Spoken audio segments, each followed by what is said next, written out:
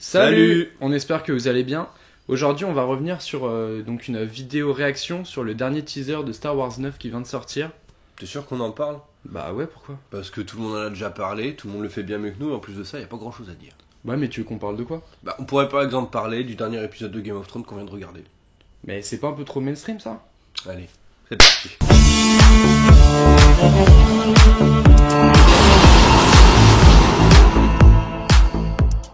Alors, comme je viens de vous l'annoncer, on va parler du dernier épisode de Game of Thrones qui est sorti cette nuit. Dernier épisode de la toute dernière saison qui vient de sortir sur OCS. Il est actuellement 7h, on a cours dans quelques heures, je suis encore en pyjama, c'est parti pour le débrief.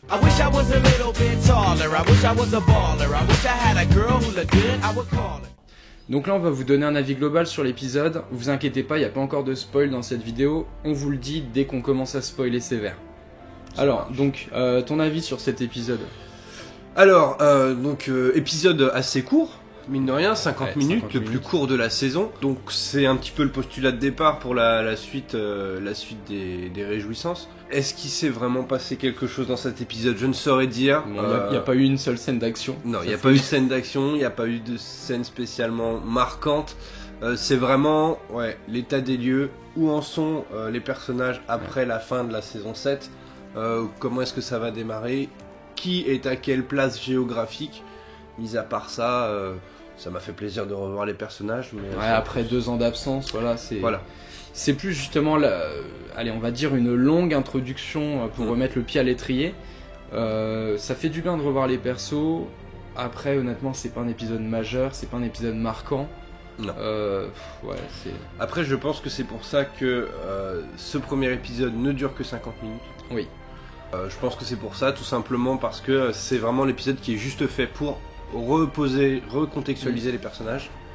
Après, ils n'ont pas voulu trop en dévoiler tout de suite. Je pense que ça va se mettre à pétiller dans les prochains épisodes, la semaine prochaine, j'imagine. Bon, après, voilà, pour le reste, ça fait toujours le taf. Oui. Les effets spéciaux corrects, les acteurs sont là. La musique, tout, bon, ça fait du bien de revoir tout ça. Oui, c'est sûr.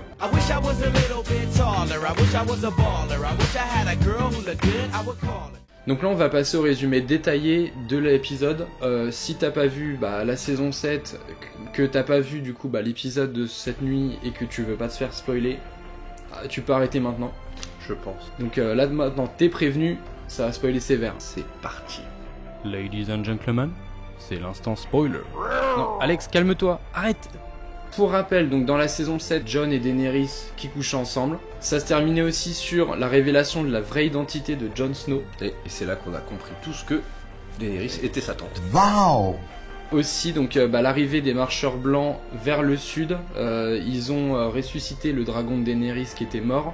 C'est le roi de la nuit qui l'a ressuscité. Et ça se termine sur le roi de la nuit qui chevauche le dragon et qui fait brûler le mur.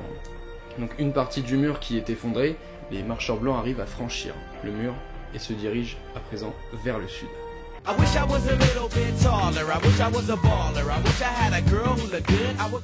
On va maintenant passer à l'étape où on va vous décrypter un petit peu l'épisode, voilà, scène par scène, ce qu'on en a vu. Après 2 ans d'attente, cet épisode débute sur l'arrivée de l'armée de Daenerys, accompagnée de Jon Snow, à Winterfell. Donc là, ils arrivent à Winterfell, ils ont une discussion avec Sansa et quelques hommes, et au cours de cette discussion, il y a la légitimité de Jon en tant que roi du Nord qui est remise en cause. Oui, parce qu'il faut pas oublier qu'en fait le mec, on lui avait filé la couronne, il s'est barré contre la vie de tous pour aller récupérer des alliés. Sauf qu'en fait, on a l'impression que tout le monde est plus impacté par le côté politique et le côté symbolique de la chose plutôt que de sauver les miches de tout le monde. Ce qui est assez gavant, ça fait quand même 2 saisons qu'on nous sert ça. C'est vrai, ça. Juste après cette courte scène, on a donc Jon qui retrouve Arya. C'est la première fois qu'on les revoit ensemble depuis, je crois peut-être la 2e saison, première ou deuxième saison. Première saison. Donc depuis vraiment le début de la série, ça fait du bien, je trouve, de les revoir ensemble. Surtout qu'ils s'adoraient. Ils s'adoraient, et puis ce côté famille à nouveau unie, ça fait un petit peu de bien dans cette série quand même assez tragique. Et ces 2 personnages se sont tout le temps en fait croisés. Ils ont été plusieurs fois au même endroit, au même moment, mais ils se sont jamais rencontrés. Ouais. C'était un parallèle assez intéressant. Et là, oui, donc enfin, ils se sautent dans les bras, ils se reconnaissent, c'est beau. Juste après, on retourne à Westeros, et là il y a Euron Greyjoy qui revient avec toute une armée de 20 000 hommes, 2000 chevaux et 0 éléphant, contrairement à ce que croyait Cersei. Voilà, donc c'est la fameuse armée de mercenaires que Cersei avait commandée à la fin de la saison 7, ou courant de la saison 7. Ouais. Donc ça y est, elle est équipée, sachant que l'armée Lannister est déjà en marche vers le nord. Euron a toujours l'intention de mettre le grappin sur Cersei, même si elle arrête pas de l'en dissuader, et elle lui dit que ça arrivera s'il gagne la guerre. Et au final, par 2-3 belles paroles, il arrive quand même à coucher avec elle. Exactement. Donc voilà, ils couchent ensemble. Et puis ça fait quelques blagues sur Jaime qui couche avec sa sœur. Sur les exploits sexuels de Euron Greyjoy. Enfin bref. Alors, c'est un personnage qui est plutôt détestable, mais assez marrant. Ouais. Moi je le trouve assez drôle. Il est bien dans son petit rôle pirate, quoi. Je le trouve sympa. Pour la scène d'après, on retrouve Theon Greyjoy qui vient délivrer sa sœur sur le bateau dans lequel était la prisonnière de Euron. Et là, il lui colle un peu. J'ai pas compris. Je n'ai pas compris. Si. Ah si, peut-être. Il est pas venu la sauver. Il a rien fait. Ouais, c'est vrai que il s'était enfui quand elle s'était fait capturer comme un lâche. Voilà, il est revenu vaillant comme un guerrier. Après s'être battu dans la saison 7 contre un mec qui remettait en doute son autorité, et voilà, il est revenu galvanisé. On peut dire qu'il a retrouvé ses couilles. Ou pas. Après, on a droit à la scène effets spéciaux de l'épisode. Daenerys et Jon qui chevauchent ensemble. Un dragon. Bien réalisé d'ailleurs comme ça. Ouais, moi comme d'habitude. Je suis assez fan des effets spéciaux de Game of Thrones, moi. En même temps, ils mettent 15 millions de dollars par épisode. Voilà quoi, on sait où il passe. Oui, voilà. Donc pour revenir sur cette scène, donc on retrouve Daenerys et Jon un peu perdus nulle part, face aux deux dragons. Et là, quelque chose d'assez marquant, c'est que le second dragon, donc pas le dragon noir qui appartient à Daenerys, mais donc le second qui est vert, et il accepte sur son dos pour une magnifique balade qui est une explosion d'effets spéciaux. Ouais, donc qui sert pas à grand chose. Voilà, qui n'apporte absolument rien à l'histoire, si ce n'est que une fois qu'ils arrivent à destination, ils s'embrassent, couchent ensemble, j'imagine. Et c'est la famille. C'est la famille. Et voilà, mais c'est un petit parallèle assez intéressant sur le fait que Jon est un Targaryen en réalité, puisque seuls les Targaryens montaient les dragons. Donc petit clin d'œil sympa. Moi j'ai trouvé. Après, ça n'apporte pas grand-chose. Alors donc on a la scène suivante, c'est Arya qui commande à Gendry une arme, donc c'est une commande spéciale. Elle souhaite une arme faite en ver dragon. En ver dragon. Oui, parce que ce qu'il faut savoir, c'est que ils ont ramené le ver dragon de là où ils l'avaient extrait et ont commencé, à manufacturer les armes.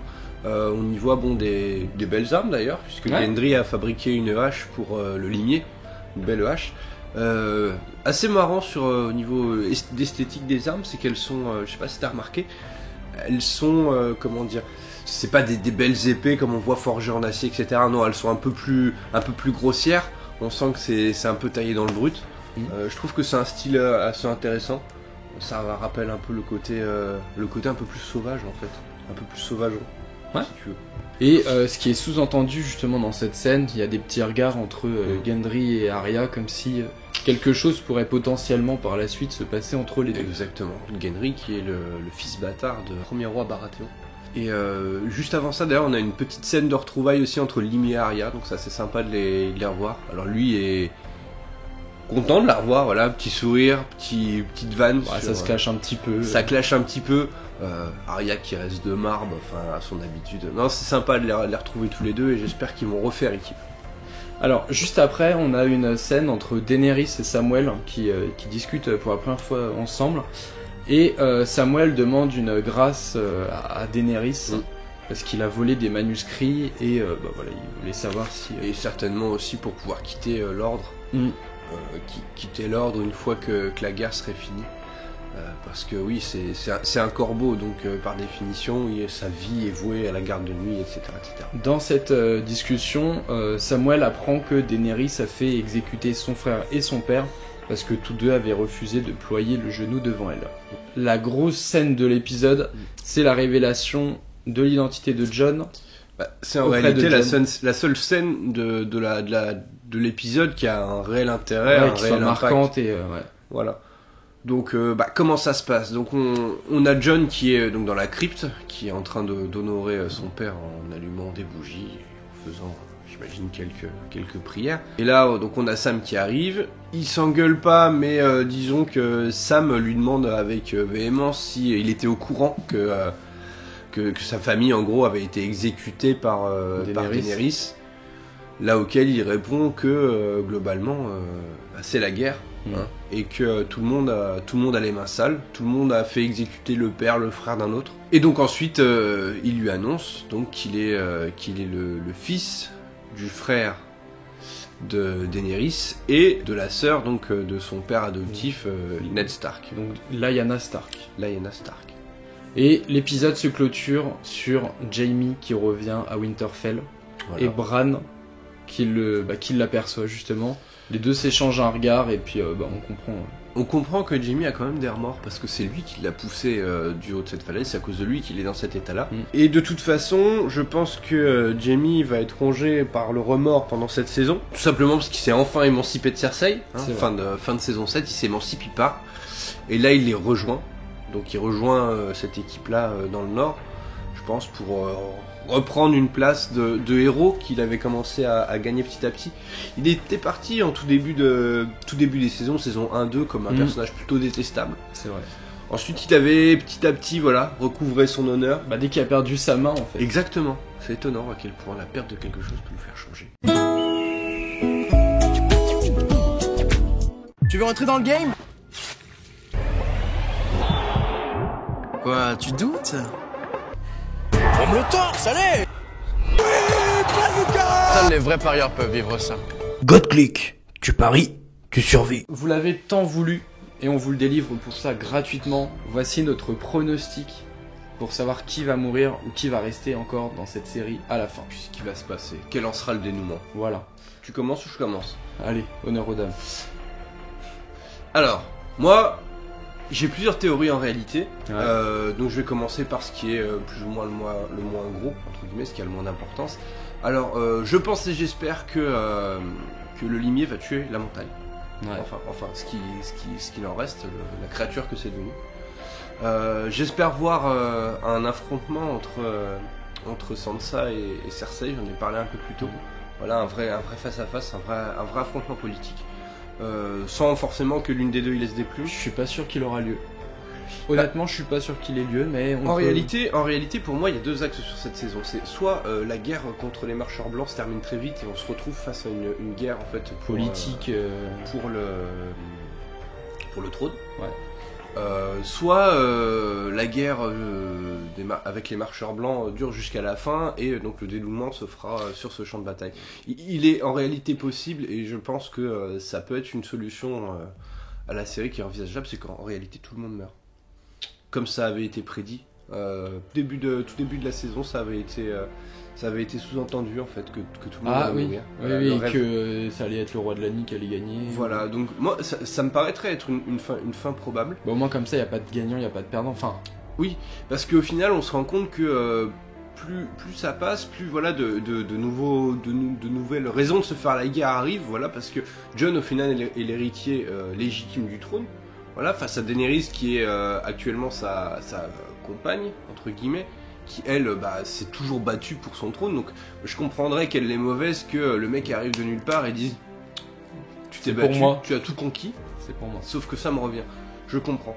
Après, il y a aussi le fait que voilà, le petit différend avec Samuel, etc., qui va pouvoir amener aussi à des différends entre Jon et Samuel, à d'éventuelles trahisons, hein, parce qu'on parle quand même de la famille de Samuel qui a été cramée par Daenerys, donc ça peut amener à des trahisons. Ouais, pourquoi pas.